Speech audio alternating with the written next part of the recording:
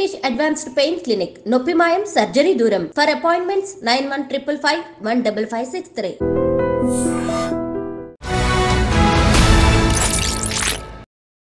అందరికీ నమస్కారం. నేను Swaroopa Putlapalli. Welcome to I dream. అందరికీ అందుబాటులో ఉండేలా ఏర్పాటైన ఓయో రూమ్స్ ఇప్పుడు ఎంజాయ్మెంట్ కి కేర్ ఆఫ్ అడ్రస్ గా మారిపోయాయి. న్యూ ఇయర్ రోజు ఒక్క రోజులోనే 10 లక్షల ఓయో రూమ్స్ బుక్ అయ్యాయంటే వాటిని ఎంజాయ్మెంట్ కి ఎలా వాడుతున్నారో మనం అర్థం చేసుకోవచ్చు. దీంతో ఉత్తరప్రదేశ్లోని మీరట్లో ఖచ్చితంగా పెళ్ళైన వాళ్ళకే ఓయో రూమ్స్ ఇవ్వాలి, అది కూడా ఐడి ప్రూఫ్స్ చూపిస్తేనే అని ఓయో మేనేజ్మెంట్ నిర్ణయం తీసుకుంది. ప్రస్తుతం నాతో పాటు life coach, motivational speaker Rajani Rama garu ఉన్నారు. మేడంతో మాట్లాడదాం. మేడం నమస్తే. నమస్తే. చూసారు కదా, అసలు ఓయో రూమ్స్ అంటే చాలు ఇప్పుడు అది మనం వెళ్ళేది కాదులే అని ఫ్యామిలీస్ అనుకోవాల్సిన పరిస్థితి వచ్చింది. ఇప్పుడు మీరట్లో ఓయో తీసుకున్న నిర్ణయం మీద మీ అభిప్రాయం ఏంటి? వాళ్ళు తీసుకున్న నిర్ణయం మంచిదే. ఒకప్పుడు అంటే ఇప్పుడు కూడా పాపం అందరూ కూడా పెద్ద పెద్ద హోటల్స్కి వెళ్ళి లగ్జరీగా ఉండలేని పరిస్థితి ఉండేది. అలాంటి సమయంలో ఓయోస్ అనేవి వచ్చాయి. చాలా అందరూ హ్యాపీ ఫీల్ అవ్వడము, ఫ్యామిలీస్తో వెళ్ళి అక్కడ స్టే చేసి ఆ పర్యాటక ప్లేస్లన్నీ చూసి రావటం అనేది చాలా బాగుండేది. మేము కూడా వెళ్ళేవాళ్ళం. అయితే అక్కడ కాంప్లిమెంటరీ లంచ్లని, బ్రేక్ఫాస్ట్లని కూడా ఉండేవి. ఇప్పుడు ఈ ఓయో ఎలా తయారైందంటే, ఈ యూత్ అనేవాళ్ళు వాళ్ళ అవసరాలకి, లేకపోతే ఒక నలుగురు ఫ్రెండ్స్ కలిసి ఎంజాయ్ చేయడానికి, లేకపోతే ఒక అమ్మాయి అబ్బాయి కలిసి వెళ్ళడానికి అన్నట్టుగా ఓయో బ్రాండ్ పడిపోయింది. దీన్ని అసలు వీళ్ళు ముందు నుంచే అవాయిడ్ చేస్తూ రావాల్సింది. ఓయో వాళ్ళు ఎవరైతే ఉన్నారో వాళ్ళు ఏంటంటే ఫస్ట్లో వాళ్ళకి కూడా తెలియలేదేమో, వాళ్ళకి ఏదో మామూలుగా వస్తున్నారు వెళ్తున్నారు అందరిలాగానే అనుకుని వాళ్ళు రూమ్స్ ఇచ్చేయడం వల్ల వీళ్ళు అలవాటు పడ్డారు. వాళ్ళు గుర్తించేటప్పటికి లేట్ అయిపోయింది. దీనివల్ల అవ్వవలసిన డ్యామేజ్ మొత్తం అయిపోయింది. అయితే ఏదైనా సరే నిర్ణయం బాగానే తీసుకున్నారు వాళ్ళు. ఏంటంటే ఇప్పుడు అలాంటి వాళ్ళకి, మ్యారేజ్ అవ్వని వాళ్ళకి, లేదు ఒక ఫ్రెండ్స్ అయిన వాళ్ళకి, నన్ను అడిగితే బ్యాచులర్స్ ఫ్రెండ్స్కి కూడా ఇవ్వకూడదు. ఇప్పుడు వాళ్ళు ఏంటంటే మళ్ళీ బయట నుంచి కూడా అమ్మాయిలను తెచ్చుకునే పరిస్థితి ఉంది కొన్ని చోట్ల. ఇప్పుడు హోటల్ రూమ్ శుభ్రంగా ఇప్పుడు కొన్ని మూవీస్లో మనం కూడా చూసాము, హత్యలు చేసేసి పారిపోవడం హోటల్స్లో నుంచి. అప్పుడు హోటల్ పరిస్థితి ఏంటి? అలా కూడా బయట కూడా కొన్ని జరుగుతూనే ఉన్నాయి. అలాంటివి మనకు అన్ని వెలుగులోకి రావు కదా. అలా అయితే ఇప్పుడు ఈ అమ్మాయిలు అనేవాళ్ళు ఎక్స్ట్రా మనీ కోసం కూడా ఇలా అబ్బాయిలతో వెళ్ళటం అనేది మనం ఒకసారి మాట్లాడాం కొన్ని వీడియోస్లో. అంటే ఎన్ని కోణాల్లో నుంచి, ఎన్ని దారుల్లో నుంచి చేయొచ్చో చెడు అనేది ఈ రకంగా ఓయో ద్వారా వీళ్ళు చేస్తున్నారు. మన ఒక కాలేజీ అమ్మాయి ఒక పెద్ద ఆయనతో వెళ్తే పట్టుకుంటే ఎందుకు నువ్వు ఇలా చేస్తున్నావు, ఎందుకు వెళ్తున్నావు అంటే, నువ్వెవరు అడగడానికి, నా ఇష్టం, నాకు ఎక్స్ట్రా మనీ కావాలి, ఆయనకి అవసరం, వెళ్తున్నాము, నువ్వెవరు అని అంటే ఆ స్థాయికి వచ్చేసారు అమ్మాయిలు.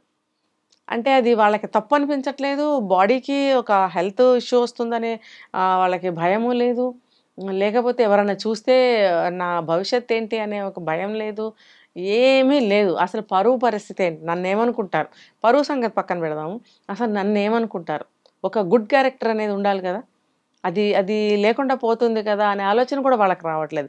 ఎవరేమనుకుంటే నాకు, ఇప్పుడు ఒక సెంటెన్స్ డైలాగ్ ఒకటి వినిపిస్తుంది, ఎవరేమనుకుంటే నాకేంటి, నా ఇష్టం వచ్చినట్టు నేను ఉంటాను అనేది మొదలుపెట్టారు.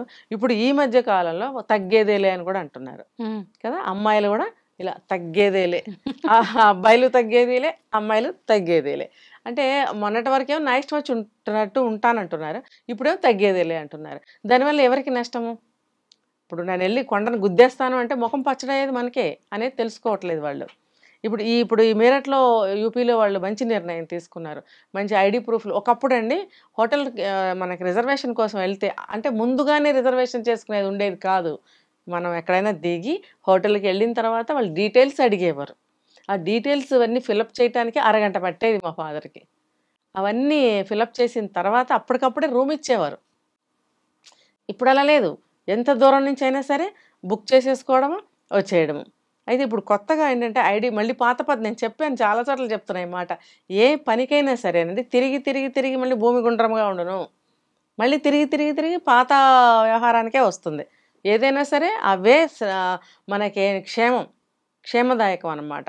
కాబట్టి మళ్ళీ ఐడి ప్రూఫ్లు ఉండి తీరాలి, అవి ఉంటేనే ఇస్తాము. అది కూడా అన్మ్యారీడ్స్కి ఇవ్వము, మ్యారీడ్ కపుల్స్కే ఇస్తాం. అది కూడా దొంగ సంతకాలు పెట్టి దొంగ ఫోటోలు చూపించి వెళ్ళేవాళ్ళు కూడా, అవి కూడా చూసాం మనం గతంలో. పెళ్లి కాని వాళ్ళకి రూములు ఇవ్వమంటే పాత సినిమాల్లో కూడా మనకు చూపించేవాడు, అది మీ ఇద్దరు వైఫ్ అండ్ హస్బెండ్. అది కూడా తప్పే. అది ఎవరిని మీరు మోసం చేస్తున్నట్టు? సమాజాన్న, మిమ్మల్ని? అది ఖచ్చితంగా సమాజాన్ని కాదు, మిమ్మల్ని. సమాజాన్ని కూడా రెండో వైపుగా చూడాలంటే సమాజానికి కూడా మోసమే. ఫస్ట్ మీకు అది మోసం, మీకు చెడు జరుగుతుంది. అది వాళ్ళు ఆలోచించలేని స్థితిలో ఉంటున్నారు వాళ్ళు. మరి చదువుకుంటున్నారు, వయసులు వస్తున్నాయి, మరి ఎందుకు అర్థం కాదో నాకు అర్థం కాదు. వాళ్ళు ఆలోచించాలి. ఇంకొకటి ఏంటంటే ఇంట్లో పేరెంట్స్ ఏమనుకుంటారు, ఇప్పుడు కొత్తగా ట్రెండ్ ఎలా ఉంది, మేము ఇంటర్న్షిప్కి వెళ్తున్నాము, లేకపోతే ప్రాజెక్ట్ వర్క్ మీద వెళ్తున్నాము. ఎంప్లాయీస్ అనుకోండి, మేము అందరం కలిసి ఒక ప్రాజెక్ట్ వర్క్, ఒక మీటింగ్కి వెళ్తున్నాము, ఇలా ఏదో ఒకటి చెప్తున్నారు. ఇక కొంతమంది డైరెక్ట్గా ట్రిప్కే వెళ్తున్నామని చెప్పి వెళ్తున్నారు. ట్రిప్స్కి వెళ్ళేదిన్నో కొంతమంది కలిసి వెళ్తారు, ఇద్దరిద్దరు డివైడ్ అయ్యి రూమ్స్ తీసుకోవడము, లేకపోతే 2-3-4 ఒక రూమ్ తీసుకోవడం, ఇక విచ్చలవిడిగా వాళ్ళ ప్రవర్తనలు. ఇంకా న్యూ ఇయర్కి ఇవి చేస్తేనే సెలబ్రేషనా? అంటే నువ్వు వెళ్ళి ఒక రూమ్లో నువ్వు చెడిపోతే సంతోషం సమాజానికి. న్యూ ఇయర్ అనేది అందరికీ కదా, నువ్వు ఇలా చేస్తే ప్రపంచానికి సంతోషం. ఆహా, ఈ న్యూ ఇయర్ బాగా మనం ఒక ఒక ఒక గొప్పతనాన్ని, ఒక స్టేజ్ని మనం దాటాం, ఒక గొప్పతనాన్ని సంపాదించాం, ఒక గొప్ప పని చేసాం అని సమాజం అనుకుంటుందని వీళ్ళందరూ అక్కడికి వెళ్తారనమాట. న్యూ ఇయర్ అంటే అది వీళ్ళ దృష్టిలో. తాగడం, తినడం, ఇష్టం వచ్చినట్టు దొరలడము, ఇంకా డ్యాన్సులు. ఇంకా గోవాలో మొన్న ఒక సంఘటన అయింది కదా, 8 మంది కలిసి అమ్మాయిలు అబ్బాయిలు కలిసి వెళ్తే అక్కడేంటి మళ్ళీ రిబాబు, అమ్మాయిల ముందు పోజు, అదేదో తక్కువైపోయింది, నువ్వేంటి ఈ ఐటెం సరిగ్గా చేయలేదు, ఈ బిల్లు ఎందుకు ఎక్కువ వేసావు, ఇలా అమ్మాయిల ముందు పెద్ద ఫోజ్గా మనం మాట్లాడటము. అక్కడ వాళ్ళు రివర్స్లో వెళ్ళని కొట్టారు. అంటే వీళ్ళ గొప్ప అక్కడ చూపించుకుంటారనమాట. ఇంట్లో తల్లిదండ్రులు గుర్తురారు, ఫ్యామిలీ గుర్తురాదు, తన భవిష్యత్తు గుర్తురాదు, ఇవేవి గుర్తురావు. ఎవరో నలుగురితో కలిసి వెళ్తే వాళ్ళ ముందు గొప్ప. మరి కాసేపు వాళ్ళ కోసం తను పెద్ద త్యాగం చేసేసినట్టు. ఇవన్నీ అవసరమా? ఎవరు నష్టపోయారు, ఎవరికి నష్టం జరుగుతుంది అనేది వాళ్ళు ఆలోచించట్లేదు. ఒకటి జరిగింది, ఓకే, మిగతా అందరికీ కూడా రావాలి కదా అనుభవం అనేది, గుణపాఠం ఒకటి రావాలి కదా, రాదు. మళ్ళీ వెళ్తారు, మళ్ళీ ఇంకొక గుంపు వెళ్తారనమాట. ఇది ఒక సంఘటన ఇలాంటిది జరిగింది అని అంటే మొత్తం అందరికీ బుద్ధి వచ్చేయాలి. అసలు అది ఎంత చెడు జరిగింది, ఎంత నష్టం జరిగింది, మనం జాగ్రత్తగా ఉండాలి అనేటువంటిది కలగాల వద్దా? అవసరం లేదు. ఇప్పుడు గోవా నిండా వీళ్ళే. ఏం పేరు పెట్టాలి వీళ్ళకి? అసలు ఏమని మనం వివరిస్తాం అక్కడ? నువ్వు కొంప వదిలేసి 1వ తారీఖు నాడు పరిగెత్తుకుని వెళ్ళిపోతున్నావు వాళ్ళందరితో 4 రోజుల ముందే. నీకు కొత్తగా పెళ్ళయిందంటే గోవా వెళ్తావు, న్యూ ఇయర్ వచ్చిందంటే గోవా వెళ్తావు, ఇంకోటి వచ్చిందంటే గోవా వెళ్తావు. అవసరమా నీకు? ఇక్కడ ఉండి నువ్వేం సెలబ్రేట్ చేసుకోలేవా? నీ కుటుంబ సభ్యులతో నీ దగ్గర ఉన్న ఫ్రెండ్స్తో ఇక్కడ చేసుకోరాదా? నీ కుటుంబ సభ్యులు పడరు, నీకు వాళ్ళకి సింక్ అవ్వదు, మ్యాచ్ కాదు. పోనీ నీ ఫ్రెండ్స్తో నువ్వు ఇక్కడే తగలడచ్చు కదా. ఇప్పుడు మరి అలా వెళ్ళటం వల్ల వాళ్ళేంటి, వాళ్ళు మనీయే చూస్తారు కానీ ఇంకొక స్టేట్ యొక్క క్షేమం సంక్షేమం ఎందుకు చూస్తారు? చూడరు. వాళ్ళు తేడా వస్తే ఏదో ఒకటి చేస్తారు. ఇప్పుడు అదే కదా నిదర్శనం. ఇదంతటికి ఓయోనే కానీ ఇంకోటే కానీ ఇంకో ఎంజాయ్మెంట్. ఈ ఎంజాయ్మెంట్ కోసమే కదా వీళ్ళు రకరకాల మార్గాలు వెతుకుతున్నారు, అలా వెళ్తున్నారు. వెళ్ళటం వల్ల మొత్తం నష్టం కూడా వీళ్ళే భరిస్తున్నారు. ఒక బిజినెస్ పని మీద వెళ్ళేవాళ్ళు, జాబ్ పని మీద వెళ్ళేవాళ్ళు, సింగిల్ గా టూర్స్ వేసేవాళ్ళు, ఫ్యామిలీస్ తో వెళ్ళేవాళ్ళు అసలు ఓయో రూమ్స్ కి వెళ్ళాలంటే భయపడాల్సిన పరిస్థితి. ఒకళ్ళు ఫ్యామిలీతో వెళ్ళినా గానీ చుట్టుపక్కల అందరూ కూడా యంగ్స్టర్స్ వాళ్ళు కనిపిస్తుంటే కూడా ఓ సేఫ్టీ లేదు ఇక్కడ అనే ఫీలింగ్ వస్తుంది. ఇంకొకటి ఏంటంటే మనలాంటి వాళ్ళము రూమ్ బుక్ చేసుకుని మనీ పే చేసి కూడా అక్కడికి వెళితే రూమ్ ఖాళీ లేదండి. అదేంటి, మేము 2 days 3 days బిఫోర్ బుక్ చేసాం కదా అని అంటే ఇక్కడ చూపించట్లేదండి కంప్యూటర్లో. చూసారా, కంప్యూటర్ని కూడా వీళ్ళు మాయ చేసి కంప్యూటర్లో చూపించడం లేదండి. అదే మనం వేరే సందర్భంలో అడిగితే ఇది కంప్యూటరైజ్డ్ అండి, ఇందులో మనం ఏం చేయలేమండి అంటే 2 మాటలు వాళ్ళే. అంటే ఎందుకు అలా చేస్తారో అంటే నాకు ఒక ఆలోచన వచ్చింది. ఇలాంటి బుకింగ్స్ ఏవో ఉంటాయి వాళ్ళకి, వీళ్ళ ద్వారా వాళ్ళకి మనీ ఎక్కువ రావచ్చు, లేకపోతే ఇలాంటి కేసులు ఎక్కువగా వస్తే రూములు ఎక్కువగా రెంట్కి ఇవ్వచ్చు, ఫ్యామిలీస్ తక్కువ వస్తాయి కదా, అందుకని చెప్పి అలా చేస్తున్నారనమాట. ఇదంతా ఇప్పుడు వీళ్ళు తీసుకున్న నిర్ణయం అయితే చాలా బాగుంది. ఇంకా స్ట్రిక్ట్ చేయాలి.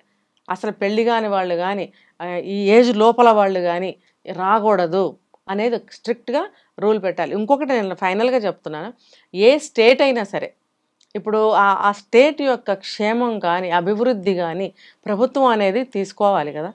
ఇప్పుడు మారుతూ ఉంటాయి ప్రభుత్వాలు మారుతాయి, మంత్రులు మారుతారు, అందరూ మారుతారు కదా. మారిన ప్రతిసారి ఈ స్టేట్ని మేమైతే బాగు చేసేవాళ్ళము, మేము వస్తే బాగు చేస్తాము అని అంటారు. మరి మన స్టేట్ని ఎలా బాగు చేయాలి అంటే రోడ్లు వేయడము, బస్సులు వేయడము, ఇంకా పథకాలు పెట్టడము ఒకటే కాదండి. అవి పెట్టండి, మంచిదే. ఒక మంచి మీరు చేస్తున్నారు, మేము కూడా మీకు సహకరించాలి. ఇలా చాప కింద నీరులాగా ఒక చెదపురుగులు ఉంటాయి కదా, అవి తినేసి గుల్లగుల్ల అయిపోయే వరకు మనకి ఆ లోపల గుల్లయిందనేది తెలియదు.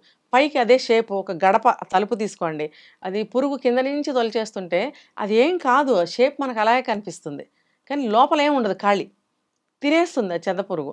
అప్పటి వరకు మనకేం తెలీదు. అలాగా ఈ చెదపురుగుల్లాగా, చాప కింద నీరులాగా ఇటువంటివన్నీ మన రాష్ట్రమే కాదు, దేశం మొత్తం మీద అన్ని రాష్ట్రాల్లో రకరకాలు జరుగుతున్నాయి కాబట్టి నేను చెప్తున్నా.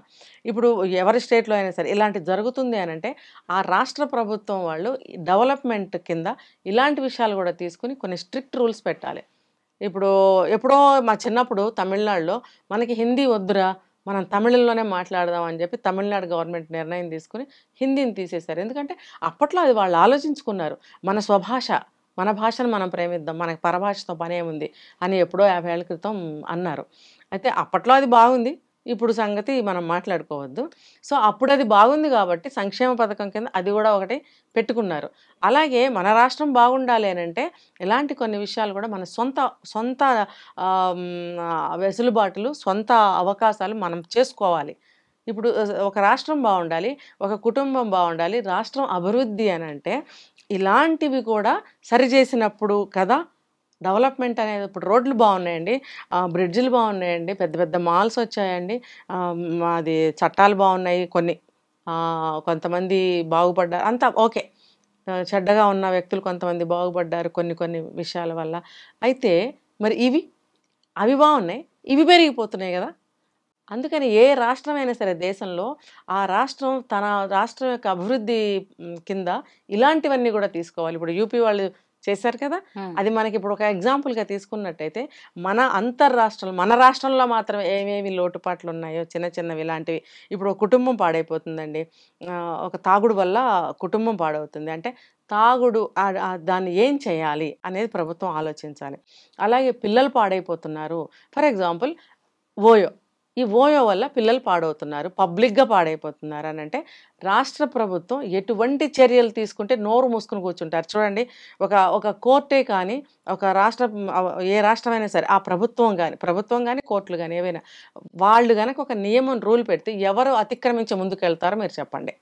వెళ్ళారు అంటే వాళ్ళకి శిక్షలు తప్పవు, శిక్షకి సిద్ధమైతే చేస్తున్నారు.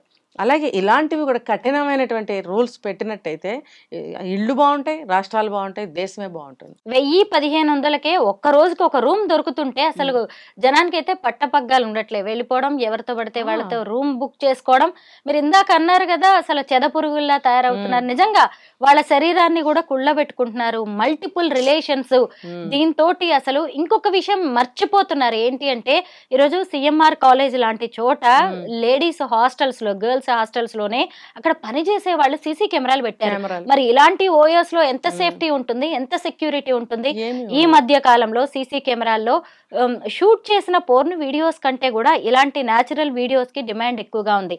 బట్ వీళ్ళు గుర్తించింది ఏంటి అంటే ఈ ప్రైవసీని కూడా వాళ్ళు పోగొట్టుకుంటున్నారు, భవిష్యత్తులో ఎలాంటి సమస్యలు వస్తాయనేది కూడా గుర్తించట్లేదు. దీని మీద మీరేమంటారు?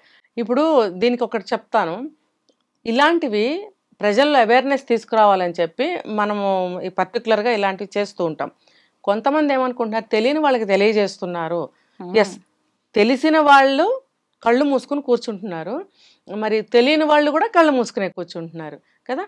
అందరూ కూడా కళ్ళు తెరిస్తే దేశం, ఇదంతా రాష్ట్రం అన్నీ బాగుంటాయి. ఇప్పుడు ఈ పిల్లలు వాళ్ళు ఏం చేస్తున్నారు, ఒక అమ్మాయి ఒక అబ్బాయి రూమ్ తీసుకోవడం కాదండి, గ్రూప్గా వెళ్తున్నారు.